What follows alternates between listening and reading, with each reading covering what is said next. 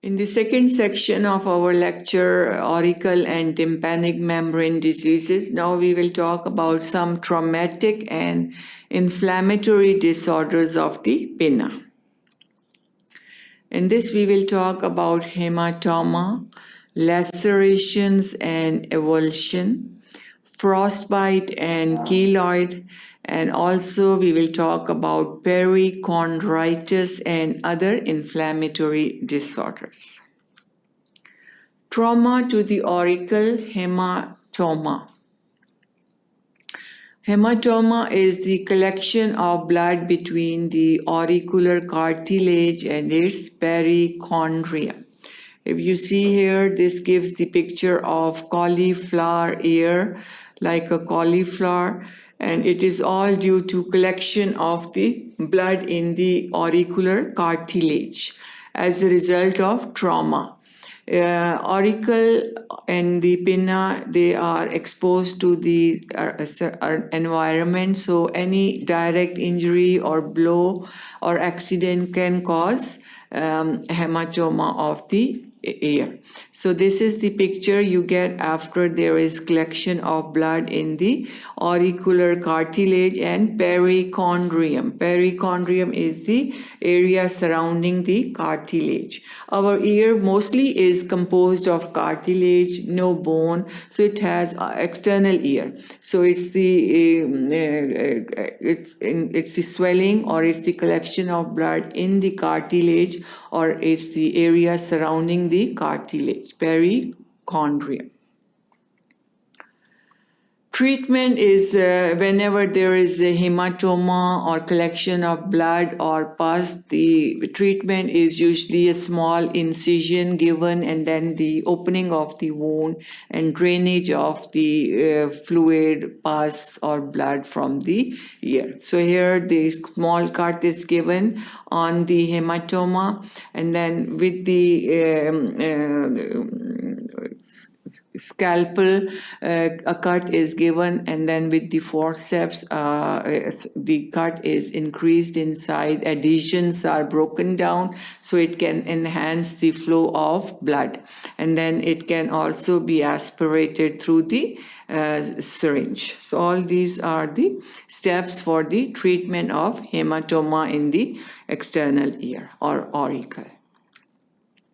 Then the lacerations. Lacerations, if you see after the injury, it's badly lacerated ear. And this laceration should be repaired, and these are the steps for the laceration of the ear.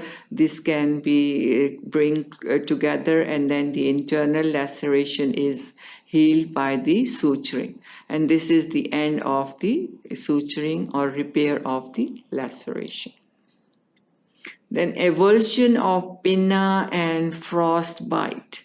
Avulsion, complete damage of the pinna, it's removed after the accident or injury.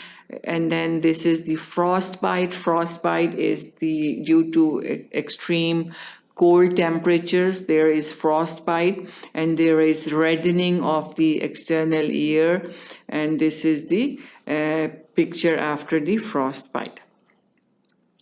Treatment of frostbite. Usually after extreme colds there is frostbite. Usually there is no sensation of the ear, so rewarming of the ear with moist cotton plaids at a temperature of 38 to 42 degrees centigrade. So temperature of 38 to 42 degrees centigrade, and it's usually rewarming is done.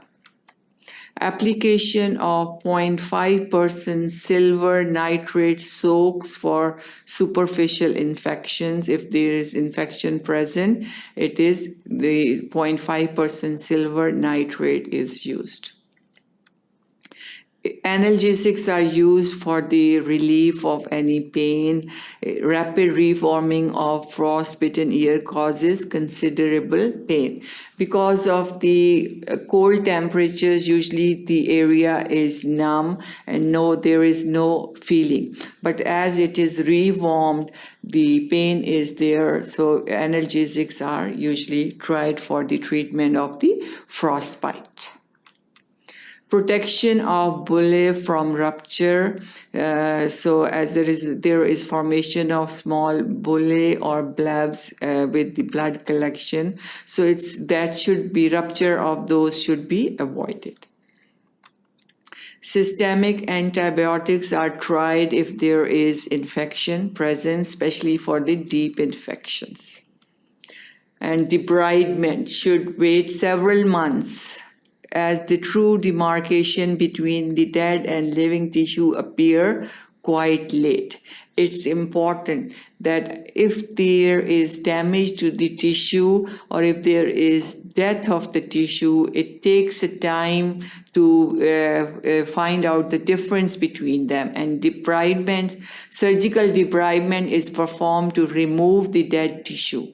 So it should be waited for about several months, for about 6 months or so, because then it should be clearly demarcated between dead and living tissue.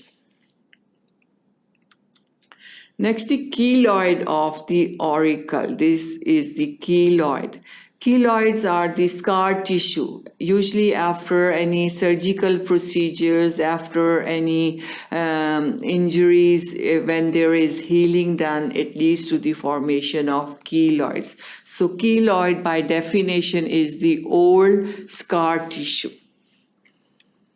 It may follow trauma or piercing. Usually sites are the lobule or the hallux. This is the lobule and the hallux. Lobule of the ear, this hallux is this. So lobule or the hallux is the site for the keloid formation.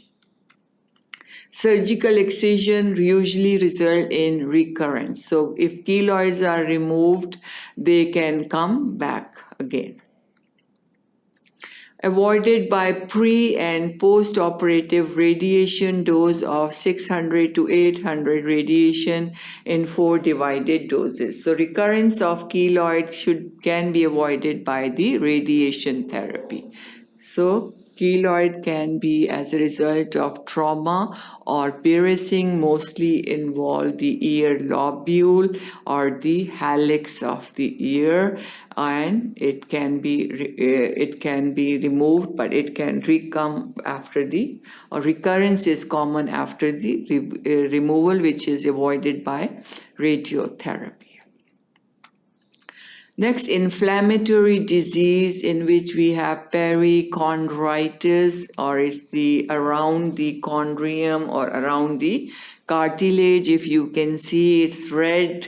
Inflammatory disease of the ear is very, very painful, because the ear has cartilage, and it is the space for the swelling or is very, very limited. So as there is pus or fluid or blood in the perichondrium, usually it's very painful because of the stretching. So this is the area. You can see it's all swollen red, and there is a point for the pus discharge. Perichondritis. Result from infection. As a result to laceration, there is collection of blood, surgical incisions, extension of infection from diffuse otitis externa or furuncle of the meatus, Pseudomonas and mixed flora. So it mostly is due to Pseudomonas and mixed flora, and it is sometimes spread of the furuncle or from the otitis externa. So this is the picture, and it's very, very painful, and it can lead to collection of blood or hematoma. Symptoms of perichondritis: there is redness, it's hot, painful, and there is abscess with necrosis of the cartilage. So all these are very common symptoms of any infection or inflammation. There is redness, there is pain, it's hot, and there is formation of abscess with necrosis, with the death of the cartilage. Treatment is usually systemic antibiotics are used, and local application of 4% aluminum acetate. Drainage of the abscess is usually required if systemic antibiotics don't help or the condition is still persists. Even with the antibiotics, drainage of abscess is required with the drainage and then use of systemic antibiotics. Usually the condition is recovered easily.